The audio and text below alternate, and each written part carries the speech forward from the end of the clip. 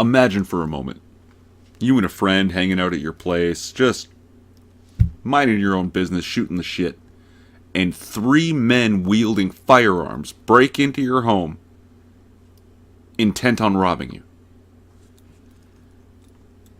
Now imagine, by some miracle, your friend gets the drop on one of these guys, wrestles the gun away from him, and uses it to drive off all three intruders. Your friend is a fucking hero. Unless, of course, this happened in Canada.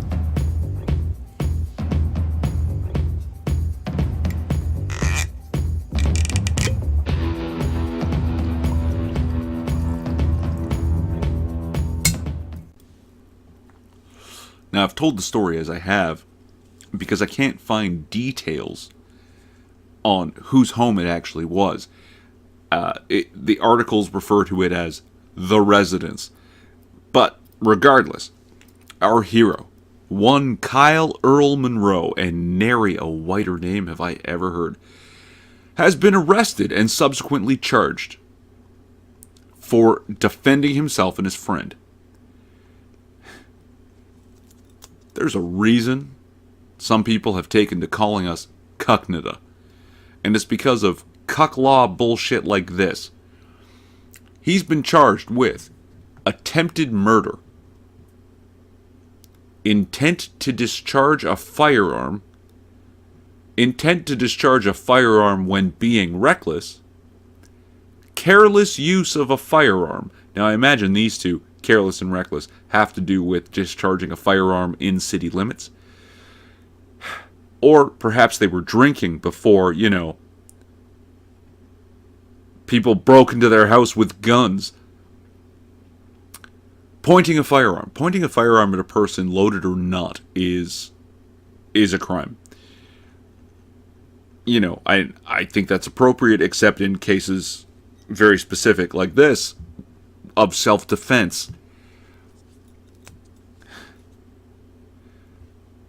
Those are the cuck charges. Now, there's a host of other charges that I don't even know how to categorize them except to use the term mega cuck. This is funny. Improper storage of a firearm. Possession of a weapon for a dangerous purpose. Unauthorized possession of a firearm. Possession of a firearm knowing that possession is unauthorized. And possession for the purpose of trafficking. Somebody pulls a gun on you in Canada and you wrestle it away from them. That's 5 charges. You don't even have to fire a shot. 5 charges for disarming your attacker. What the fuck?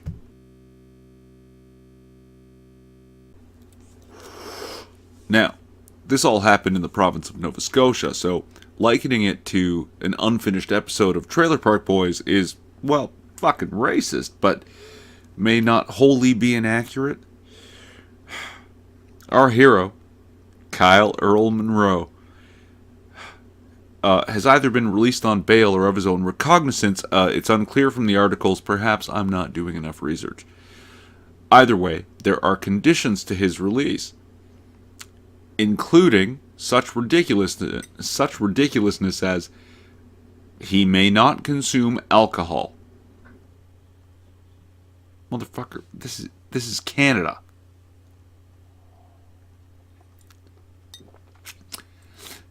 He may not possess a cell phone or a pager. What? Do you know how many people have given up their landlines for their cell phones? And you want to cut him off of that? And pager? Really? Nova Scotia must be the last place in the Western world where pagers are still a thing. But circling back, to call self-defense attempted murder it just, it's just stupid. When someone arms themselves and breaks into your house knowing full well you are there, in and of itself, that is a violent transgression. That's a person banking on violence to settle you down if you don't settle yourself. In a home invasion situation, it is completely reasonable to assume that your life is in danger. And that makes it totally reasonable to act as if your life is in danger. And to me, that means fighting with everything you have, with your last ounce of strength, with whatever weapon you can reach. Be it a rock, a chair, a sharp stick, or your attacker's weapon. If you can wrestle it from them and use it against them, that seems completely reasonable to me. And yet, it's Canada. So we have to charge somebody.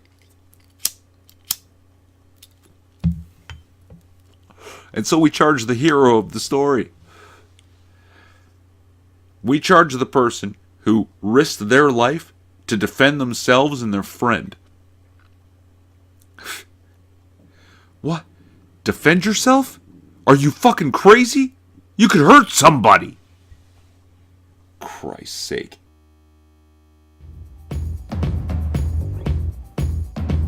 Relevant links to shit I said in the description? Maybe. I'm Irving Twin. Like, subscribe, or don't. It's a free country. At least it used to be.